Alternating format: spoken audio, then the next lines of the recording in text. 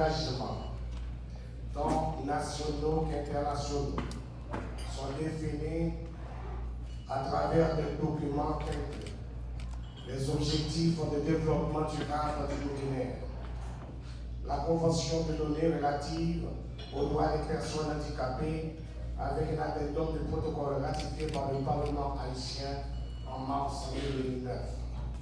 La déclaration du gouvernement haïtien du 5 octobre 2012 suite au forum gouvernemental sur des politiques publiques inclusives en matière de handicap.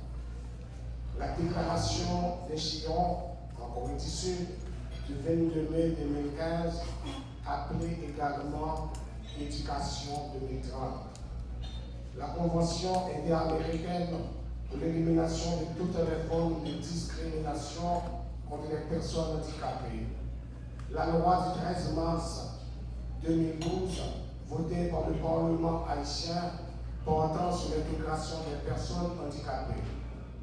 La loi sur l'accessibilité de l'environnement bâti. La loi sur l'inclusion. La Convention sur la réinsertion professionnelle et l'emploi des personnes handicapées de l'Organisation internationale du travail OIT. Tout ce paquet, tous ces documents ont pour finalité d'instaurer un ensemble de nouveaux concepts, de promouvoir un nouveau projet de société, de bâtir une société équilibrée, plus juste, démocratique, respectueuse des droits fondamentaux, des droits sociaux et culturels de la personne humaine, quelles que soient les différences individuelles. Et en d'autres termes, une société inclusive. Cette année, la célébration de la Journée internationale des personnes en situation de handicap a pour thème des solutions transformatrices pour un développement inclusif, le rôle de l'innovation pour alimenter un monde accessible et équitable. Ce thème nous rappelle qu'il ne peut y avoir de développement durable sans inclusion et égalité. Notre engagement pour la réalisation des droits des personnes en situation de handicap est dès lors un investissement dans notre avenir commun. Un investissement pour accroître notre humanité commune, car il s'agit plus que d'inclusion, il s'agit d'humanité. Le respect des droits et le bien-être des personnes en situation de handicap définira le seuil d'humanité de nos sociétés.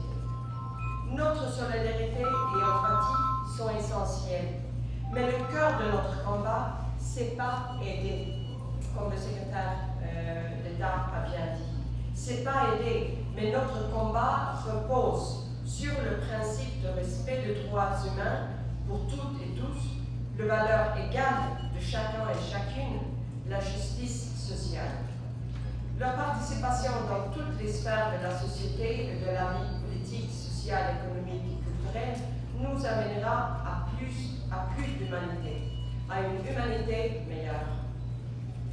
Dans le contexte actuel en Haïti, qui est complexe et qui rend les familles plus vulnérables, les personnes vivant avec un handicap sont particulièrement à risque. Il est dès lors lieu de porter au plus haut niveau le plaidoyer pour l'intégration d'une approche fondée sur l'humanité et l'inclusion dans la conception, la mise en œuvre, le suivi et évaluation des politiques publiques et des programmes, notamment le système de protection sociale qui revêt une importance particulière pour les personnes vivant avec un handicap. Les efforts sont en cours, des efforts importants, mais nous pouvons et devons encore aller plus loin. Mesdames, Messieurs, la Journée internationale des personnes handicapées est commémorée chaque 3 décembre depuis sa proclamation en 1992 par les Nations Unies. Elle est en parfaite cohérence ou adéquation avec la stratégie développée par cette nouvelle politique publique.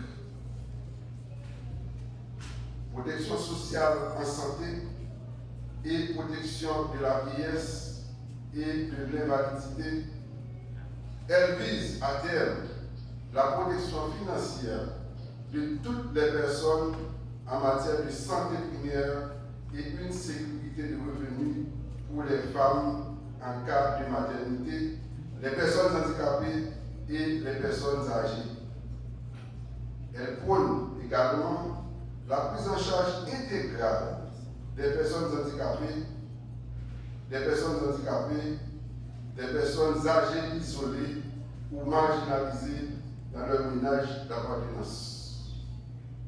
Dans un second temps, il s'agira, sur la base de réformes des organes de sécurité sociale, d'étendre l'assurance aux travailleurs et travailleuses, notamment pour éviter les dépenses catastrophiques de santé et d'ouvrir l'éventail de risques à courir en intégrant les maladies professionnelles.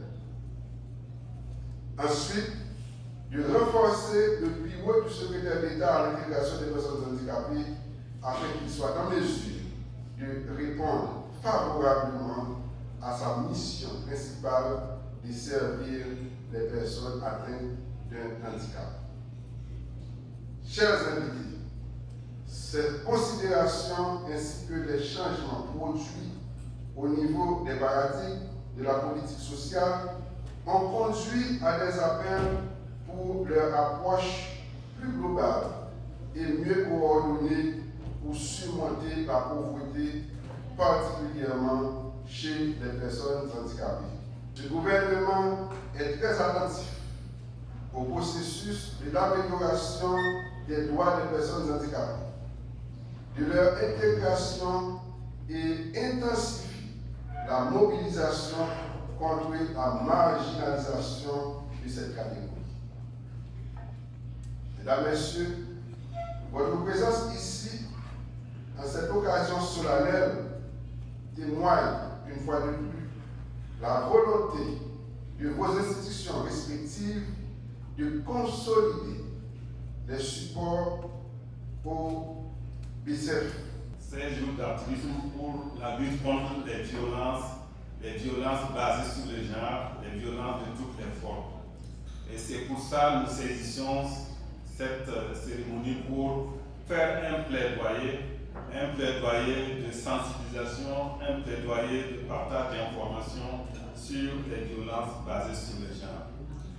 Vous êtes sans ignorer que quand une personne vit avec un handicap, la probabilité pour que la personne subisse des violences est multipliée par 3.